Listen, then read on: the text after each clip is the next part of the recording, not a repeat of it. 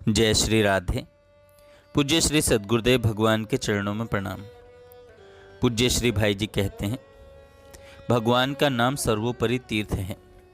भगवान श्री कृष्ण स्वयं ब्रह्मा जी से कहते हैं, जो कृष्ण कृष्ण कृष्ण यों कहकर मेरा प्रतिदिन स्मरण करता है, उसे जिस प्रकार कमल जल को भेद कर ऊपर निकल आता है, उसी प्रकार मैं नरक से उबार लेता हूँ। जो विनोद से, पाखंड से, मूर्खता से, लोभ से अथवा छल से भी मेरा भजन करता है, वह मेरा भक्त कभी कष्ट में नहीं पड़ता। मृत्यु काल उपस्थित होने पर जो कृष्ण नाम की रट लगाते हैं, वे यदि पापी हों तो भी कभी यमराज का दर्शन नहीं करते। पूर्व अवस्था में किसी ने संपूर्ण पाप किए हों, तथापि यदि वह अंतकाल में श्री कृष्ण नाम का स्मरण कर लेता है तो निश्चय ही मुझे प्राप्त होता है। मृत्यु काल उपस्थित होने पर यदि कोई परमात्मा श्री कृष्ण को नमस्कार है, इस प्रकार विवश होकर भी कहे, तो वह अविनाशी पद को प्राप्त होता है। जो श्री कृष्ण का उच्चारण करके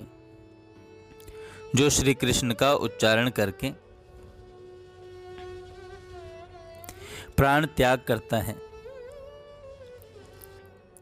जो श्री कृष्ण का उच्चारण करके प्राण त्याग करता है, उसे प्रेतराज यमराज दूर से ही खड़े होकर भगवत धाम में जाते देखते हैं।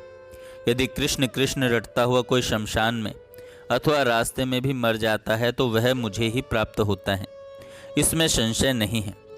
जो मेरे भक्तों का दर्शन करके कहीं मृत्यु को प्राप्त होता है, वह मनुष्य मेरा स्मरण किए बिना भी मोक्ष प्राप्त कर लेता है। बेटा, पाप रूपी प्रज्वलित अग्नि से भय न करो। श्री कृष्ण के नाम रूपी मेघों के जल की बूंदों से उसे सींचकर बुझा दिया जा सकता है। तीखी दाढ़ों वाले कलिकाल रूपी सर्प का क्या भय है। श्री कृष्ण के नाम रूपी ईंधन से उत्पन्न आग के द्वारा वह जलकर नष्ट हो जाता है।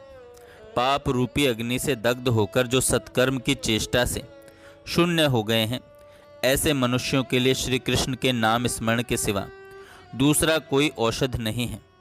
संसार समुद्र में डूबकर जो महान पापों की लहरों में गिर गए हैं, ऐसे मनुष्यों के लिए श्री कृष्ण स्मरण के सिवा दूसरी कोई गति नहीं है। जो पापी है किंतु जो मरना नहीं चाहते, ऐसे मनुष्यों के लिए मृत्यु काल में श्री कृष्ण चिंतन के सिवा परलोक यात्रा के उपयुक्त दूसरा कोई पाथेय नहीं है। उसी का जन्म और जीवन सफल है तथा उसी का मुख सार्थक है, जिसकी जीभ सदा कृष्ण कृष्ण की रट लगाए रहती है। समस्त पापों को भस्म कर डालने के लिए मुझ भगवान के नाम में जितनी शक्ति है, उतना पातक कोई पातकी मनुष्य कर ही नहीं सकता। कृष्ण कृष्ण के कीर्तन से मनुष्य के शरीर और मन कभी श्रांत नहीं होते, उसे पाप नहीं लगता और विकलता भी नहीं होती। जो श्री कृष्ण नाम उच्चारण रूपी पथ्य को कलयुग में त्याग नहीं करता, उसके चित्त में पाप रूपी रोग नहीं पैदा होते। श्री कृष्ण नाम का कीर्तन करते हुए मनुष्य की आवाज़ सुनकर दक्षिण दिशा के अधिपति यमराज उसके 100 जन्मों के पापों का परिमार्जन कर देते हैं।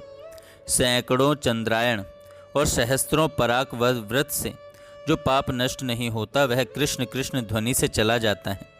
कोटि कोटि चंद्र ग्रहण और सूर्य ग्रहण में स्नान करने से जो फल बतलाया गया है, उसे मनुष्य कृष्ण कृष्ण के कीर्तन मात्र से पा लेता है। जो जीभ कलिकाल में श्री कृष्ण के गुणों का कीर्तन नहीं करती, वह दुष्टा मुंह में न रहे, रसातल को चली जाए।